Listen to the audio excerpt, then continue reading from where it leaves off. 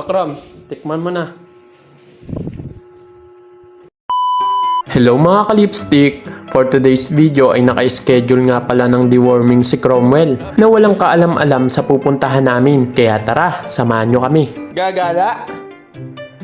Gagala ang mutain? Tuwang-tuwa pa si Crom nang makita ang dog carrier niya. Pero ito na lang pala ang gagamitin ko, ang leash niya. Dahil magta-tricycle lang kami today. Parang pumayat ka. Di ka pa nakakaalis, pagod ka na. Kumuha nga pala ako ng pera dito sa Crom Fund. Oo mga ka-lipstick, mas marami pang ang pera si Cromwell kesa sa daddy niya. Maraming salamat sa mga ninang na laging sumusuporta at sa mga tumangkilik sa merch ni Crom. Pagkasakay nga namin ng tricycle ay alam na ni Crom kung saan siya pepwesto.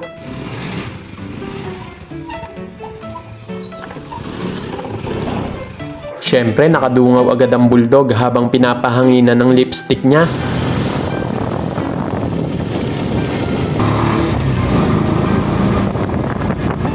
Pagdating nga namin sa clinic, naku, naiwan pa pala namin ang vaccination card niya. Record, dala mo? Pa naman. Kaya ako na lang ang bumalik habang nakapila si Crom. Habang nakasala nga si Cromwell ay nagtanong ang nakasabay namin kung American o French daw ba si Cromwell. Apple! Kala ko Si bully. Cromwell eh. Daming followers yun. Tapos na magiging celebrity. Hindi ka ba na-stress? Na Crom. Scam ka, ano? Kala ko magsiswimming ha.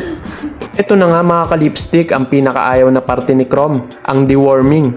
Unang round ang tablet. Ay.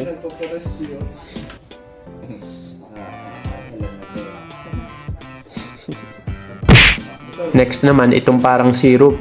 Noong una paayaw-ayaw pa si Cromwell, pero nung natikman niyang lasang pandesal, aba parang nabitin pa ang loko. Ayaw-ayaw ka pa kanina, ngayon naninimot ka. At ang pinakahuli, ang turok. Ine-expect namin na mapapakanta ng napakasakit Kuya Eddie si Crom, pero dahil sa kapal ng bilbil niya, parang hindi umabot ang karayom sa ugat. Pagkatapos ng lahat ng ganap, nagpaalam na sila Doc kay Cromwell. Dahil nasa labas na kami, ay nagpunta kami sa palengke para bumili ng broccoli. Dahil isa nga ito sa mga pangarap naming ipatikim kay Crom. Ngunit hindi pala ito magiging madali gaya ng inaasahan ko. Dahil halos lahat ng matanungan namin ay isa lang ang sinasabi. Wala na, ubus na. Wala, bus na. Sa 3 minuto namin paghahanap, ay nakaramdam na kami ng pagod at pangihina ng loob habang sumasagi sa isip na baka hindi pa ito ang tamang pagkakataon upang matikman ni Cromwell ang broccoli. May broccoli kayo? Sinabi ko sa sarili ko na ito na ang huling pagkakataon na magtatanong ako. Broccoli po. Wala na akong magagawa kundi ang umuwi at bumalik sa dating gawi na maglaga ng walang kamatayang kalabasa.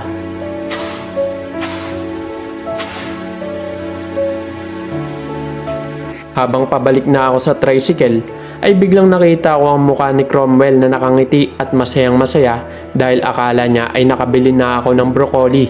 Dito ko nga nasabi sa isip ko na hindi ako dapat basta sumuko dahil may bulldog na maasang makakatikim na siya ng broccoli. Broccoli po.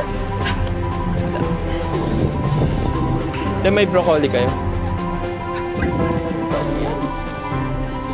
Wala.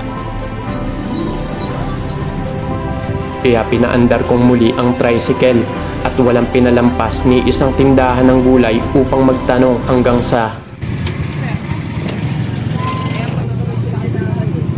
magkano dito? 500. Sige po. Kasama po ba talaga yung tangkay niya?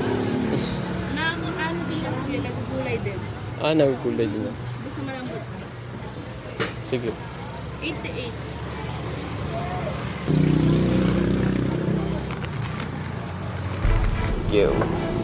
Sa wakas, nakabili rin kami ng broccoli at uuwi kaming may ngiti sa mga labi. Ang aral na natutunan ko sa pagbili ng broccoli ay ang hindi pagsuko, pagtitiyaga at paggawa ng dagdag na pagsisikap para sa mga mahalaga sa iyo. Ano, Crom? Enjoy ang gala?